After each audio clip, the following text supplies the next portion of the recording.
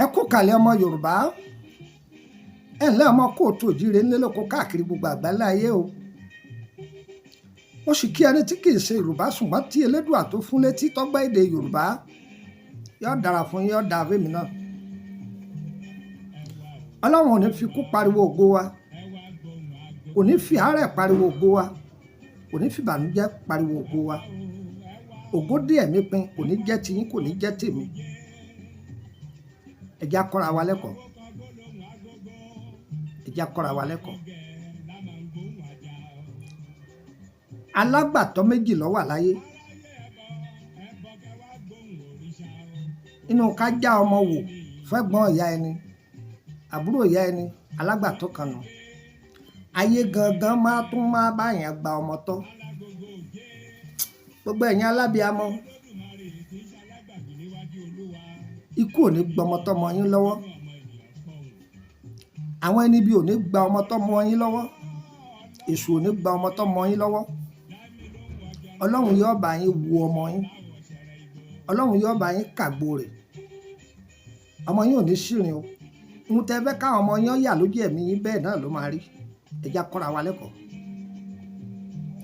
Ìwòsàn fún ọmọ tó ya páǹle.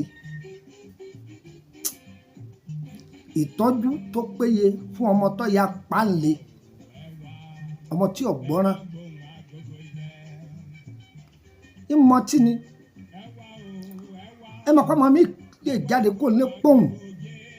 Láàrin ọ̀sẹ̀ méjì wọ́n lè má rí. Ìyàwó ọ̀jẹ́, ìyá aṣọ ọ̀jẹ́, ìyá oúnjẹ ọ̀jẹ́, ìyá alẹ́ gbígbé ọ̀jẹ́, yọkàn jáde ni.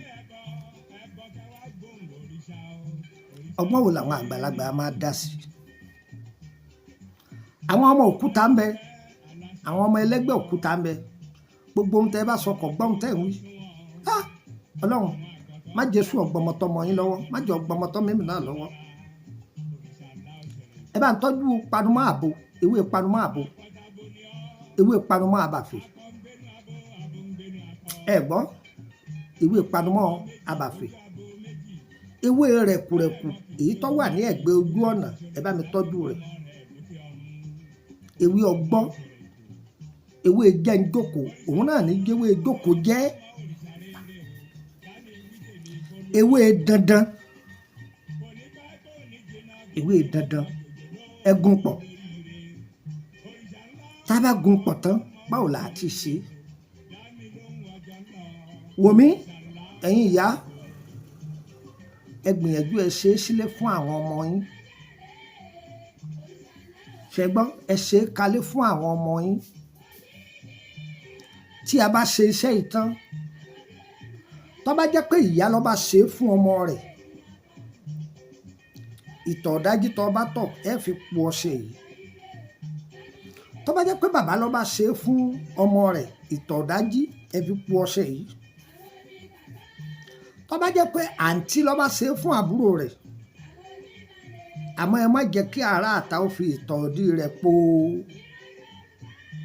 ọṣẹ yìí o. Àyàfi tó bá jẹ́ pé ọmọ yìí ò ní ìyá mọ́, kò ní bàbá mọ́, ẹbí ìyá rẹ̀ ní tàbí bí bàbá rẹ̀, ẹ lè ṣe é fún, kẹ́ fi ìtọ̀ ọ̀dí yín pò, kẹ́ fi po ọṣẹ yìí fún. Yóò máa gbọ́rọ̀ sí yín lẹ́nu. Mo fún yín, mo filẹ̀ fún yín. Panumọ́ àbò yìí kò níye o, ewé panumọ́ àbàfẹ́ kò níye o, tútù rẹ̀ ní o. Ẹ gún papọ̀, ewé rẹ̀kùrẹ̀kù, ewé dandan. Ewé ọdán kọ́ o, ewé tí jẹ́ ewé dandan bẹ́ o, ó dolú dandan ta ìdán. Gbogbo ohun tẹ́ ẹ bá wí yóò máa gbọ́. Ògùn yìí dá, ó sì ní agbára, àmọ́ Ọlọ́run lágbára jù ú lọ. Gbogbo ẹ̀yin tẹ́ ẹ bá lò yóò jẹ́ fún yín o, kò ní gbòdì lára yín o. Ẹ ṣe fún àwọn ọmọ yín, ẹ ṣe fún wọn. Ẹ ṣe fún wọn, ẹ ṣe fún wọn, ẹ ṣe fún wọn. Ìtọ́jú ewé àti wòlé lédò àbẹ̀rẹ̀ Lúpọ̀nà máa dáre, bàbá ọgbọ́n ọmọ ọ̀dọ̀ àgbà. Òkè òkun lẹ́wà ní ìgbèrí ọ̀sà lẹ́wà ní ẹ bá bẹ̀ wá ṣe, a bá ń ṣe àgbè fún DHA. Ẹ̀yin náà sanwó DHA ọkọ̀ papọ̀ mọ́wó ṣẹ́ tiwa o. Ẹ gbọ́, ẹ ṣe fún ìdílé yín. Ẹlòmíì ti náwó ẹ̀ nídìí. ẹlòmíì bímọ wọn ò jọ jẹun ọmọ rẹ̀ ni ẹlẹ́ni ní jẹun ọmọ rẹ̀ níta ìwọ ló mójútó ọ̀tọ̀ ni mo tá àbí mójútó ọmọ ọ̀tọ̀ ni mo tẹ́lòmíì fi mójútó àwọn ọmọ rẹ̀ ọlọ́run ọba tó dá ọjà kalẹ̀ fún wa ànádàálẹ́ ni ojú ọjẹ́ o gbogbo wàhálà tá a ṣe lérí àwọn ọmọ wa àwa náà ni ojú ajẹ́ o ọbẹ̀ tọ́jú ara rẹ̀ ńlá ní ìwé àtìgbò kàṣílùkùmọ̀nà ọmọ àyẹ̀dá rẹ̀ bàbá ọgbọ́n ọmọ ọ̀dọ̀ àgbà bàbá ọmọ ọ̀dọ̀ àgbà tẹ́ tí mo látọdún tó ti pẹ́ ni o yìí sáyé tiktok yìí o yìí sáyé oní tiktok yìí o látàyè tó ti pẹ́ nígbà tí èsì ohun ti jẹ́ whatsapp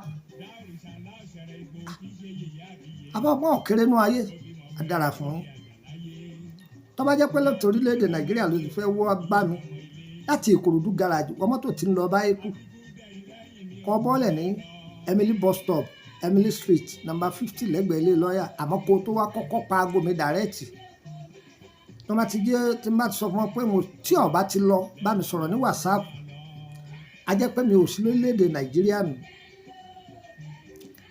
tó bá jẹ́ pé láti orílẹ̀‐èdè Benin wá ni tó bá wọ mọ́tò láti àjàṣẹ́ Port Novo wọ mọ́tò tí ń lọ tọpa kọ bọ́ọ̀lẹ̀ ní dégà kan bí ọjà dégà kan bí ẹ̀yìn ọjà dégà kan kó béèrè pọ̀ àṣẹnìrí tó wà ń bẹ̀ kọ́kọ́ béèrè bí wọ́n ń ta àṣẹkẹ́ tó bá ti dé bí wọ́n ń ta àṣẹkẹ́ kó béèrè pọ̀ àṣẹnìrí inú ilé pọ̀ àṣẹnìrí yẹn gangan lọ má wà mí wá lálẹ́ o kò sáàyè oorun lọ́dọ̀ mi o má béèrè oògùn owó má béèrè oògùn bọ́n má béèrè àgádágodo má béèrè àfọ̀ṣẹ́ lọ́wọ́ mi o mo ti ọjà èrè o túbà kó tùṣẹ́ ìtọ́jú ewé àtegbò pa àrùn ara tẹ bá gbé ó déwájú wa tá a bá mọ̀ ń pa ẹ̀ á bá yín ṣe èyí tá a bá mọ̀ ń pa rẹ̀ á sọ fún pé olóyìnbó lélẹ́yìí ilé ẹ̀kọ́ táwa lọ bí wọ́n ṣe kọ́ wa ní ẹnìkan sọ pé gbogbo nǹkan lòún mọ̀ o mú tọ́ bá kọ́ òun ni kò ṣe mú tọ́ bá kọ́ dókítà ojú ọ̀pápọ̀ mọ́ ti egun dókítà bírèènì ọ̀pápọ̀ mọ́ ti iṣẹ́ abẹ́ o wọn ò jọra wọn o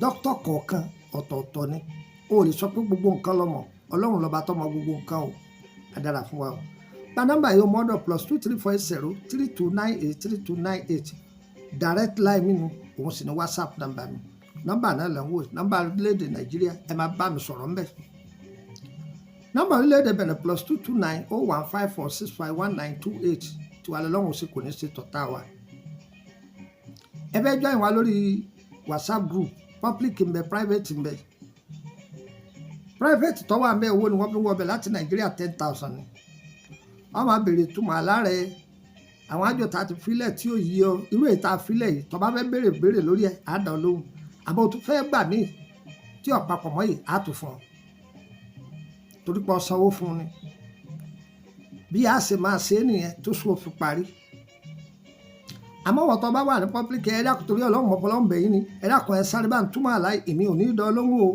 ẹ bàbá ẹ dákun iṣẹ́ kan ni ẹ filẹ̀ ńgbà kan ẹ dákun ẹ sẹ́ni èmi ò ní í dán lóhùn o àwọn tó bá wà ní private nìkan wọn láǹfààní àti béèrè adára fún wa o tó wà lọ́wọ́ ó ṣe kò ní ṣe tọ́ta wa o ó filẹ̀ fún yín lọ́fẹ̀ẹ́ èyí náà máa bá a pín fún gbogbo ẹ̀ lọ́fẹ̀ẹ́ ó lè jóore fún wọn ẹ pàdé mi lórí TikTok ẹ ti pàdé mi lórí Facebook ẹ̀yin sáà ti search fún bàbá ọgbọ́n ọmọ ọ̀dọ̀ àgbà àbí kẹ́ pàdé mi lórí YouTube Ayédáre Lùkùmọ́nà Ayátúndé bàbá ọgbọ́n ọmọ ọ̀dọ̀ àgbà Abba Limited adára fún wa o ire o ire kàbètì.